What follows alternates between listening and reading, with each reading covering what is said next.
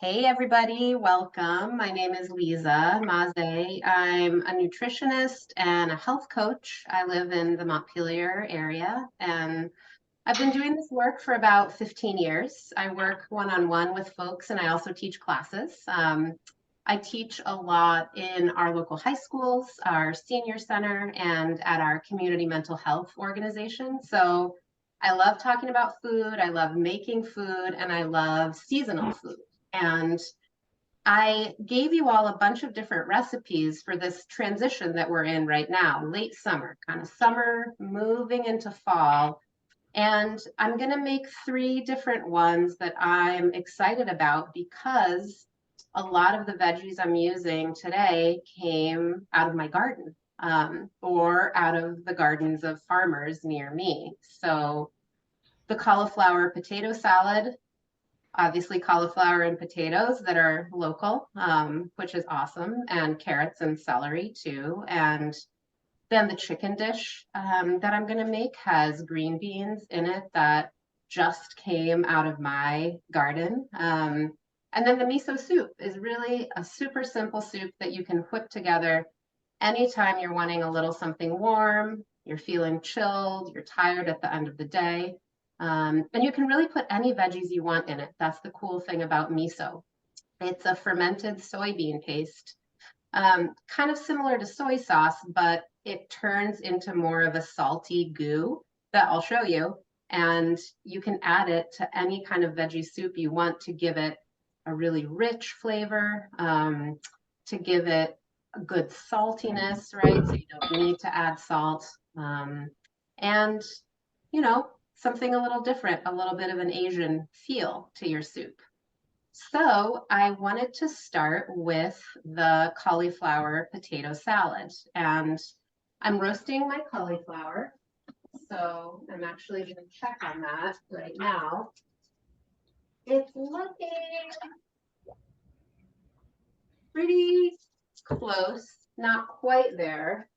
So I'm going to quickly toss it with my spatula and throw it back in for just a few more minutes. And along with the cauliflower, I'm also going to throw in my chicken thighs, which you can see right here for the great chicken. And I like to do it with bone-in thighs, but you can do it really with drumsticks, with legs, whatever you have available is perfect. And it's nice to throw them in the oven when you already have something going in there. So I'm going to throw those in and I'll let those go for about 15 or 20 minutes. And in the meantime, we can start putting potato salad together. So I boiled my potatoes. I have red and gold potatoes. Hard to see in the moment, but drain them.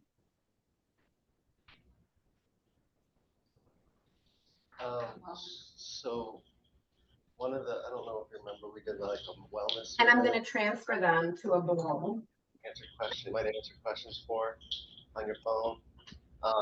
So one of the topic was cooking and healthy eating. So this lady is a nutritionist and a chef. She's doing a cooking class for us. And she did her recipes and different things like that people can take home. Wow. Yeah. And if anybody has any questions and you're watching this now, feel free to jump in, interrupt me. And I had a quick question. Yeah, Now, was that chicken with the skin on for? We have a question here. So I leave the skin on because I like kind of like crispy, crunchy chicken skin, and you can absolutely take it off. I think it's really a matter of preference. Yeah, and the nice thing about this dish is you kind of assemble the veggies, you roast the chicken, then you pull it off the bone and mix everything together, and you're ready to go. So I love this potato salad too, because it's kind of a meal in and of itself. You have the potatoes, which are good sources carbohydrate and good source of potassium, especially if your muscles are sore. It's really nice to have potatoes in your life.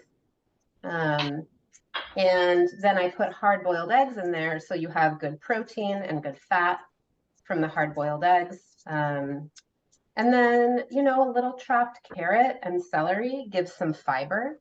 And then all the flavor from the mustard and the mayo. And I like to put a little chopped dill pickle in there too. You kind of have a meal that's ready to go. And it's good to eat cold too. So you don't necessarily feel like, you know, oh, I have to heat this up. Would you be able to like lower the camera angle so that we could kind of see what you were preparing there, please? Let's see. Can you see? Yes, now we can. Yep. Yeah. So far it's the boiled potatoes and the hard-boiled eggs. Here, let me see if I can even prop this up a little bit so you can see even better. And you're seeing me put the eggshells in my compost bucket. My chickens will be very happy. These are their eggs. And then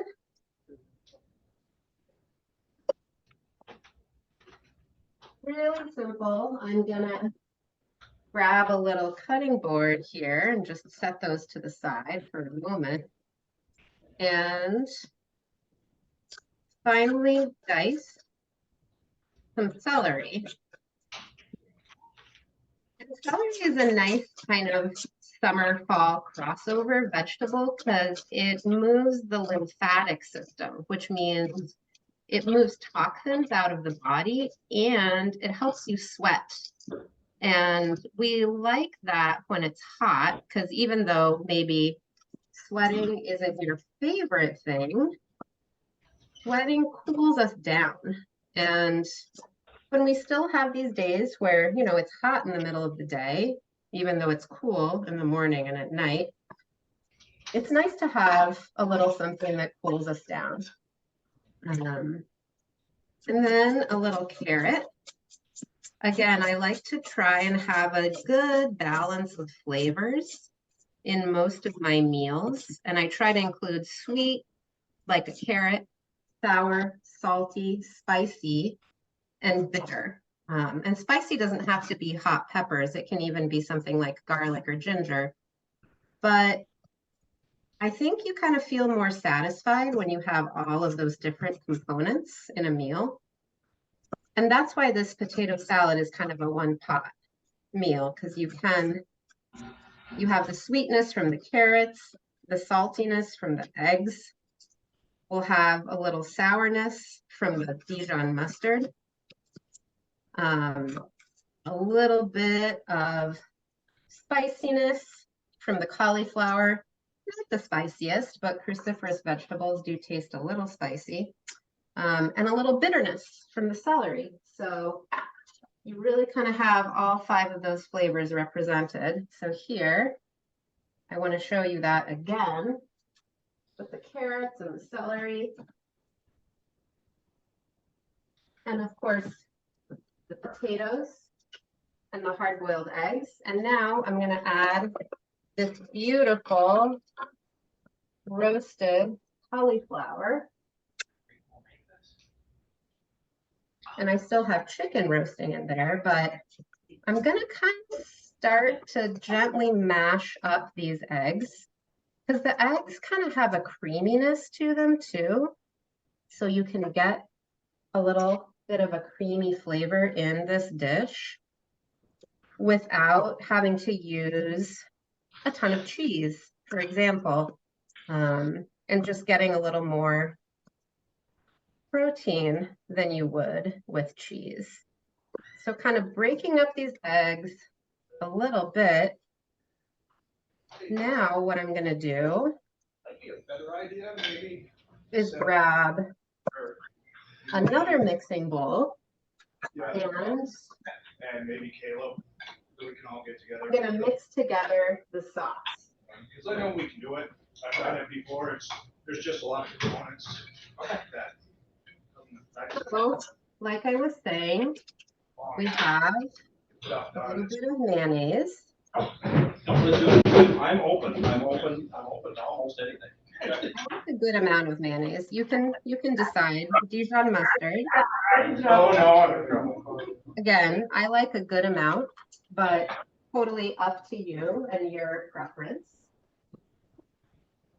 Then a little bit of dill pickle. I love this company, Real Pickles, from Massachusetts. They make these great dill pickles that are naturally fermented with salt. They don't have vinegar in them, but they have a ton of flavor. So I'm just going to chop one of these dill pickles and throw it in with my mustard and mayo right in there. And I'm going to get just a little pickle juice to kind of be able to make it into a sauce and mix it up. Doesn't look like the most appealing thing in the world, but it has incredible flavor. I'm going to pour it in with our veggies. And I'm going to grab spatula so I can really get all of that delicious sauce. Mustard, mayo, pickle. That's really all it is. It's kind of like putting your burger toppings into a potato salad, which I love. So I'm getting all of that good sauce into the potato salad. And now, if you're someone who likes it really spicy, right? This isn't a spicy dish. You could add crushed garlic into this, which would be delicious. You know, if you even wanted to add a little bit of cayenne into that sauce with the mayo and the mustard, you could do that. But I like kind of keeping it simple. And I have 2 little kids, and I know that if I add too much heat, they're not going to eat it. So this is it. Cauliflower potato salad. Really delicious. And I like to kind of let it cool to room temp, and then I'll refrigerate it, and it'll last, you know, 4 or 5 days in the fridge, which is and you can kind of keep enjoying it throughout the week with grilled meat or kind of as a dish unto itself. So now, while our chicken is roasting, I want to get the rest of the ingredients together for our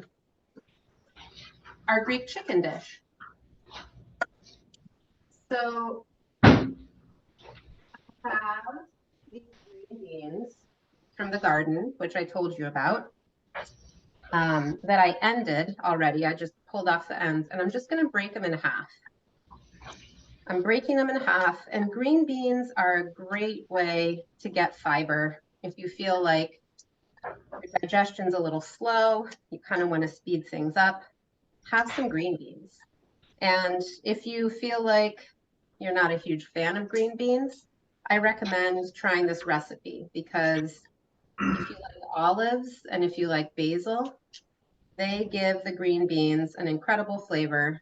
You almost wouldn't even know you're eating green beans, but you're getting that fiber from the green beans and a little bit of protein as well. So I'm breaking these up. I'd say I have about a 1/4 pound of green beans here, and you can really decide how much you would like to have in your dish. You know, an alternative if you don't have green beans, because I'm a big fan of not necessarily following the recipe. If you don't have the right ingredients, you can substitute. I really like doing this recipe with zucchini. So here are my green beans, and I'm just going to put some water in here.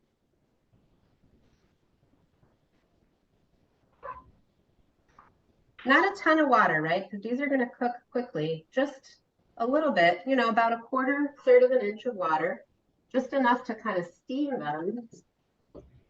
And I'm going to put them right on here to steam. I'm going to add a pinch of coarse salt. And I'm going to let them cook away. So again, this is a great kind of sauce that you could make not only for green beans, but also for zucchini. It would be great with cauliflower too.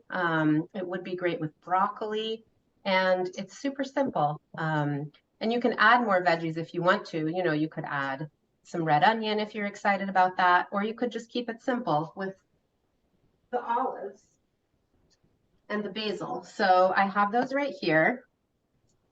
We actually, our family finished all of the pesto that we made, unfortunately, or fortunately, because it was so delicious. So I did get some pesto at the store, and I'm just gonna get a little bowl.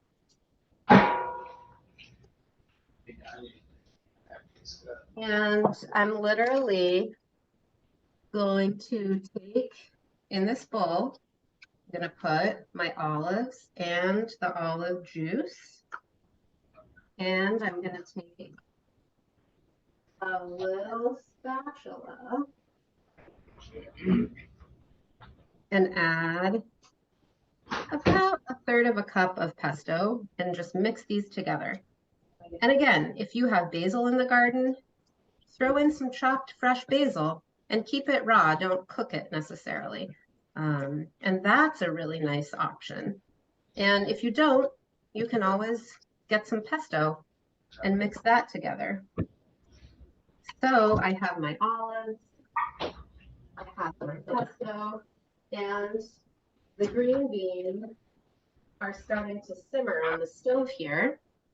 I am going to check on the chicken. This is our last component for this dish.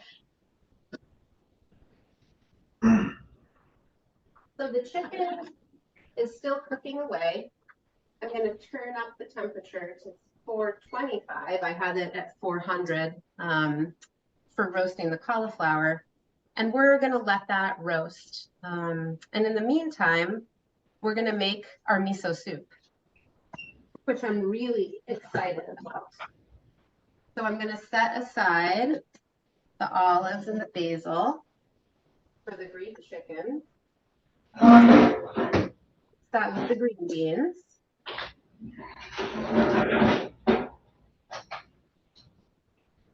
And then we're going to make our miso soup. So any good soup really starts with water. So I'm going to fill up my stock pot with about 4 cups of water. There's some more recipes up there too, if you're interested. And I'm going to drink some water. Always good to take water breaks whenever possible.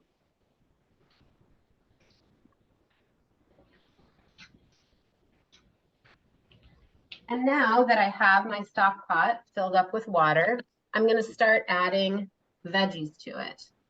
So I have here a bowl of shredded carrots that I'm going to add in there. And those are going to cook really quickly, right? They barely need any cooking at all, but they make the soup kind of creamy and sweet in a way that I really like.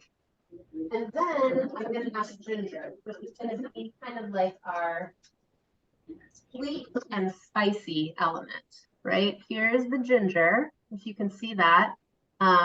Something special to know about ginger is that, I don't know if you've ever bought ginger root and it kind of gets soggy or you don't know how to keep it in the fridge, on the counter. Freeze it. That's really the best way to take care of ginger. Throw it in the freezer as is, and then grate it.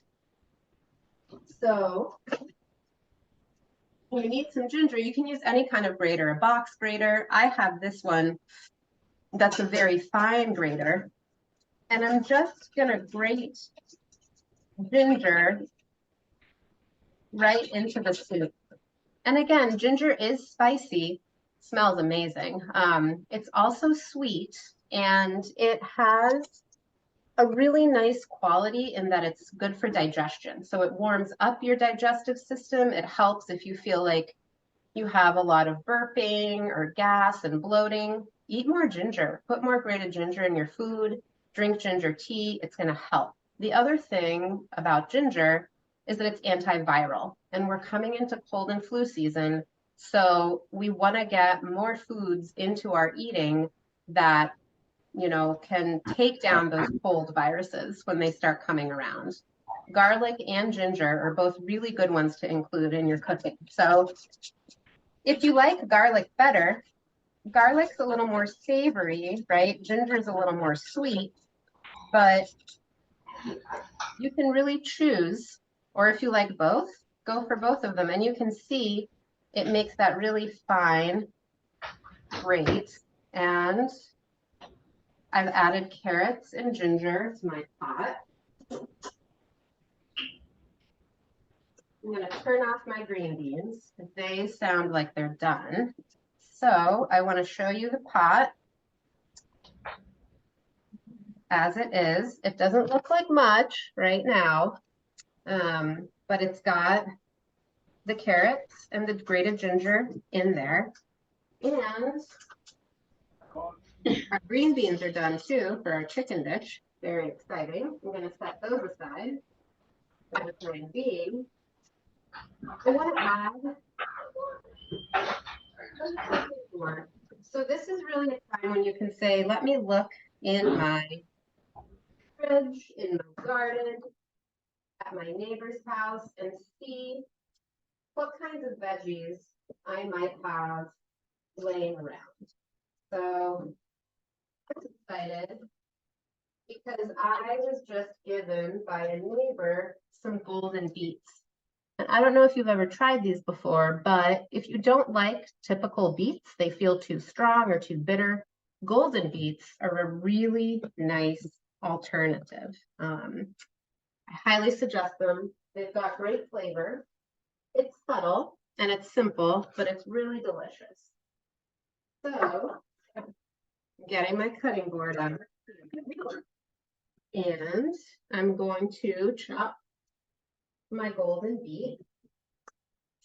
And I'm going to chop it fairly fine because I want it to cook at about the same rate as my carrots. But I think it's nice to have it keep a little bit of texture and crunch. So I'm not going to chop it too fine. And I'm going to throw it in my pot. And you could add green beans in here. You could add zucchini. My rule of thumb, just kind of from a flavor perspective, to not confuse things too much, is to keep it to 3 or 4 vegetables. And you'll find that it kind of comes out great every time. And you want to include a few different colors. We have orange and gold. And here's some celery. I want to add in just a little green, not a ton, a few small stalks. And again, just like I did with the potato salad, I'm going to chop these pretty finely.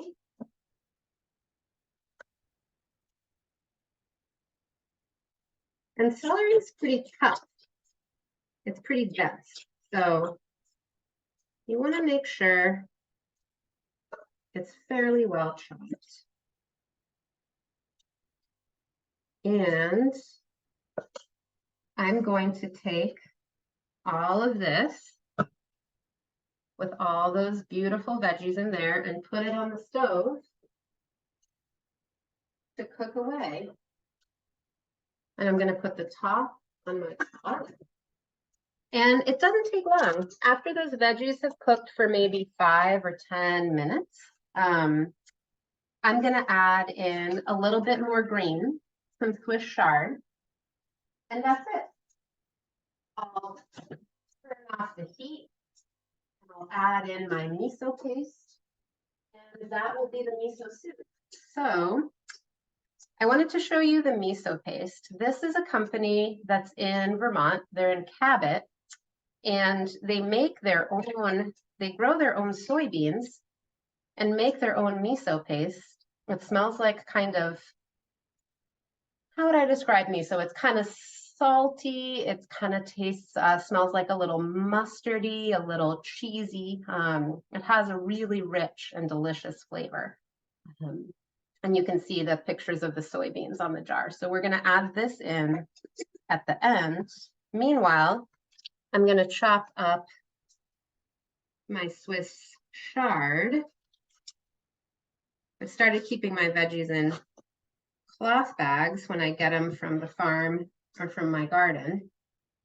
I find they don't keep as long, but I'm not using as many plastic bags as I used to, which is kind of nice.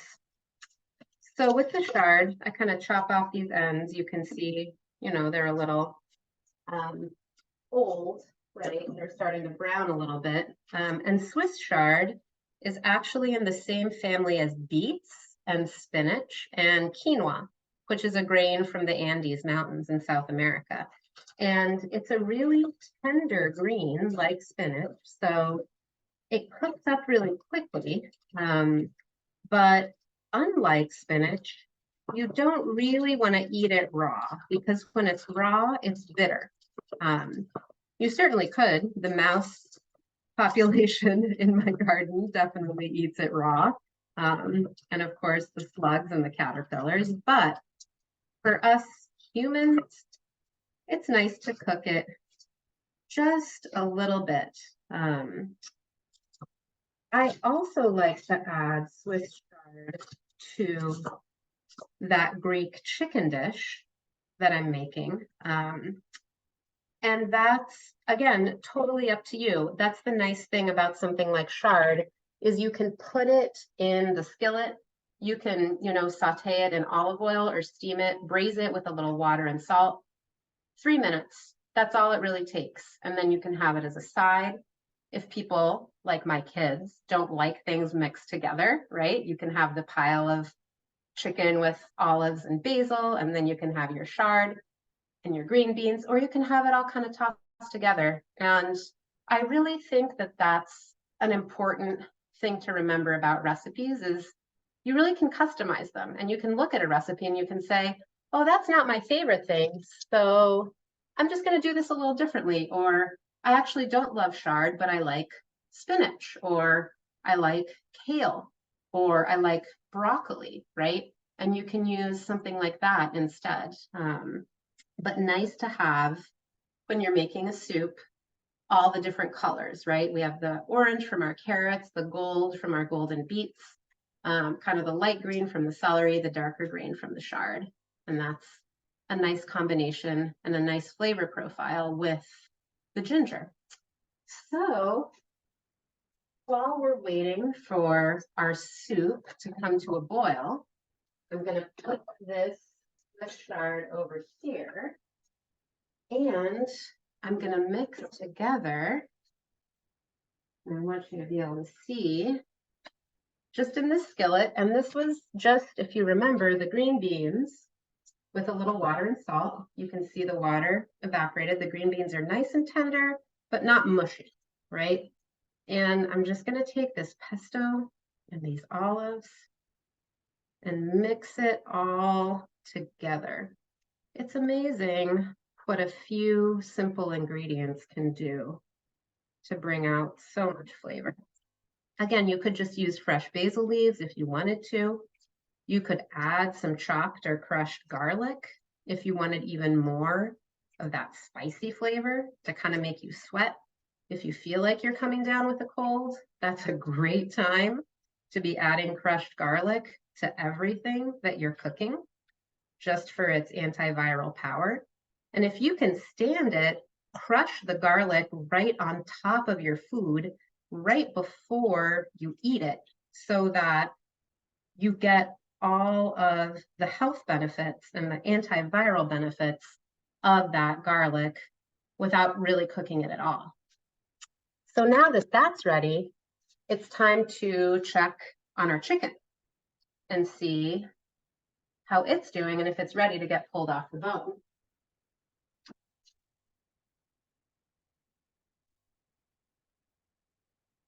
It is looking amazing.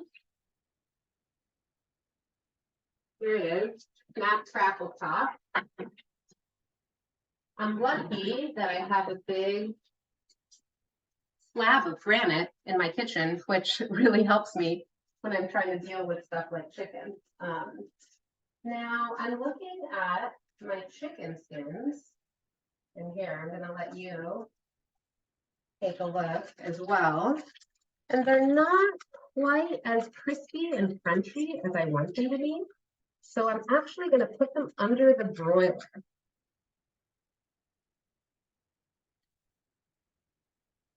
Because who doesn't like a crispy chicken skin? Come on. I think, you know, so many health experts say, don't eat chicken skin, that's where the fat is. But you know what? If you have good quality chicken and you know, enjoy that flavor, we all need fat. And the important thing to remember is that fat isn't what makes us fat. It's eating carbohydrates without fat, right? It's like eating a piece of dry toast. Sure, you might want to do that if you're not feeling well and you don't want to put anything on your toast, but the fats in our food actually help us break down the carbohydrates and use them as energy instead of storing them away as fat. So if you like chicken skin, and if you're eating it with veggies, especially, where all the fiber from those veggies helps you to break down and metabolize that fat, enjoy the chicken skin. That's my service announcement to you all today. Of course, you know, I'm not saying go out and eat 5 pieces of bacon every day. That would end up becoming a little harder to digest, but a little crispy chicken skin every once in a while, I think, is an okay thing to enjoy. So if you can see, my miso soup is coming to a boil. I'm going to turn the heat down to low. I don't want it to boil too much. And I have my Swiss chard over here that I just chopped, and I'm going to put that right in to the pot. There it goes. And you're probably noticing that I'm not washing any of my vegetables, which is true. I don't often wash vegetables when they're fresh out of my garden, and I did wash them at my outdoor sink. And when I know that the farmer has washed them before selling them to me, and I know this dirt, I know where this dirt comes from, and a little bit of good dirt here and there, as long as it doesn't make our food gritty, is actually a wonderful thing to have in our meals. So if you know where the vegetables came from and they don't look dirty, don't feel like you have to wash them. That's my philosophy anyway. I haven't died yet, so that's probably a good sign. All right, this chicken is now nice and crispy, which is how I like it. And so with the chicken fat that's left over in the baking dish, that part is up to you, you know, whether you want to discard that fat or put it in a jar to save for cooking later, or even use it to flavor a soup. That's up to you. I don't mix it in with this dish with the green beans and olives and pesto because I feel like that's a little, the dish gets a little gloppy and the green beans don't have that same crunch anymore. So that's why I kind of keep in the chicken skin, but keep out the chicken fat. And that's totally up to you. I like to do my best anyways to use most of my ingredients. So I will definitely save this chicken fat for later. So you can see here, I'm getting out 2 forks. And I have my nice crispy chicken. I don't know if you can hear that crispy skin. And I'm going to transfer it right into my skillet with the green beans and olives and pesto. There we go. And really simple process. I want to save all of that good pesto. We're just going to pull the meat off of the bones and kind of make sure that skin, if you are going to include the skin, make sure that gets pulled apart as well, so that everything is kind of in bite-sized pieces. And I did put salt and pepper on the chicken before I put it in the oven. And after I pull it off the bone, I'm going to sprinkle it with a little oregano. Oregano is another one of those great crossover summer into fall kinds of culinary herbs. It has a really nice lemony flavor. There's tons of it growing everywhere, at least in my garden. And it's antiviral and antibacterial. So it's great for warding off the cold, the common cold, and the flu.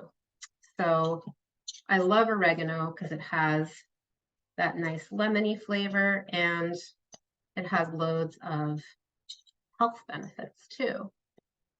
And I really like chicken. It's a good, easy to digest protein, mostly unsaturated fat.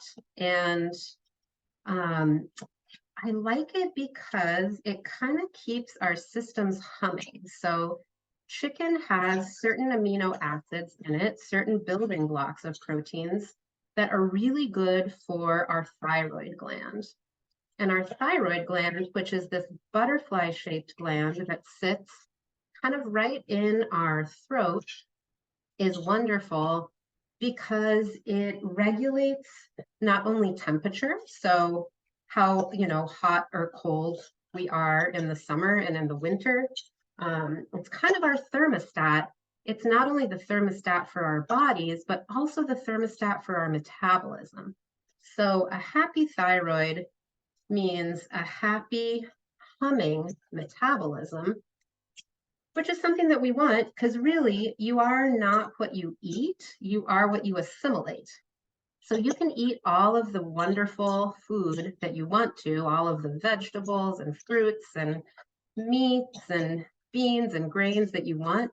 But if you're not digesting those well, then in some ways, you might as well be eating cardboard all the time. Not to say that anyone should be eating cardboard, but that's just a way to say that it's important to optimize your digestion. And part of doing that is optimizing your thyroid function. And chicken is so good at helping the thyroid hum along. If you feel like you often get gassy or bloated or you have heartburn, I think considering taking a digestive enzyme is probably a really good idea. The pancreas is another one of our glands, like the thyroid, and its job isn't so much about metabolism and temperature regulation. It's more about secreting digestive enzymes that help our digestive system, our stomach and our small intestine, break down and assimilate all of our food. So for most of us, our pancreas kind of starts to slow down as we age. And if we take a little digestive enzyme, a little extra support in the form of a little capsule before we eat, often it seems like heartburn goes away, gas and bloating, other digestive issues go away. And we're just getting that little bit more help for our pancreas so that we're breaking down and assimilating our nutrients a little bit better. Some people start with just a spoonful of apple cider vinegar before they eat. That's a great way to help the stomach digest. And then some people say, wow, I'd really like some more pancreatic enzymes to go along with the ones I'm already producing. I'm going to take a digestive enzyme, which you can find over the counter at the pharmacy. It'll just help you get more nutrition out of all the food you're already eating. So there is the Greek chicken with the olives, the pesto, or you could do fresh basil and crushed garlic, the green beans, the roasted chicken. You could add in some Swiss chard. You could have that on the side. You could skip it. And then we have the first thing we made, our cauliflower potato salad with the Dijon mustard and mayo, a little bit of chopped carrot and celery for crunch, a little dill pickle in there. This one is so good and is really a meal unto itself because it also has the hard-boiled eggs. And then finally we have our miso soup. And really, the best way for me to show you what miso soup really looks like is to put some in a bowl. So I'm going to grab a bowl from my shelf right over here. And I'm going to grab a ladle and I'm going to ladle out some miso soup. Really beautiful, really vibrant. And if you noticed, it really cooked in a very short amount of time. So at first, it doesn't look like much, just the veggies, right? Our Swiss chard, our beets, shredded carrots, a little celery in there. But what really makes it is adding this miso, this salty, cheesy, delicious fermented soybean paste. And you can add as little or as much as you want. That was probably a little more than I'd normally add, but I wanted you to see kind of what it's like. It's got a peanut butter kind of consistency, and you see how that broth is kind of turning golden. That's what the miso does. And it has an incredible smell to it. It smells so wholesome and healing. And so miso is a live food, just like yogurt. So you don't want to boil your soup after you add in the miso. So what I tend to suggest is to make the vegetable part, and then you can refrigerate that, set it aside, last 4 or 5 days in the fridge. And then when you're getting ready to eat, heat it up. And just like I did, put a spoonful of miso in your bowl. And you can have that with, grilled meat of any kind. You could have it with a side of rice and beans. Some people like to make sushi with rice and cucumbers and carrots, a little avocado, roll that up in some seaweed. That sounds totally bizarre to you. Then that's not your cup of tea, and that's fine. But this is a really nice way to get some good fermented food to help grow your gut bacteria that are responsible for your immune health, they're responsible for your mental health, and of course responsible for your digestion, and to get some good fiber from veggies and to get something nice and warm when you're feeling chilly. Miso is originally from China and Japan, and in that part of the world, people often eat it for breakfast. They put a little rice in there and they just enjoy a steaming bowl of soup as their breakfast, which for us Americans probably sounds a little strange, and you never know. You might enjoy some breakfast soup at some point. So thank you for watching, for listening, for catching even little snippets of this. Again, my name is Lisa Mase, and my website is harmonized-living.com. That's my business name, Harmonized Living. And if you go on my website, there are tons and tons of recipes. So check them out. They're seasonal, so you can go through and look at spring, summer, fall, winter recipes. pick out things that sound interesting or inspiring to you. I'm always making up new things, coming up with new concepts, and I really appreciate your time. I hope you got something out of this, and I hope you make one of these dishes this week to try it out and see what you think. Well, thank you very much. We really appreciate it. I know Sure. people took a bunch of the recipe books and they were Awesome. very interested.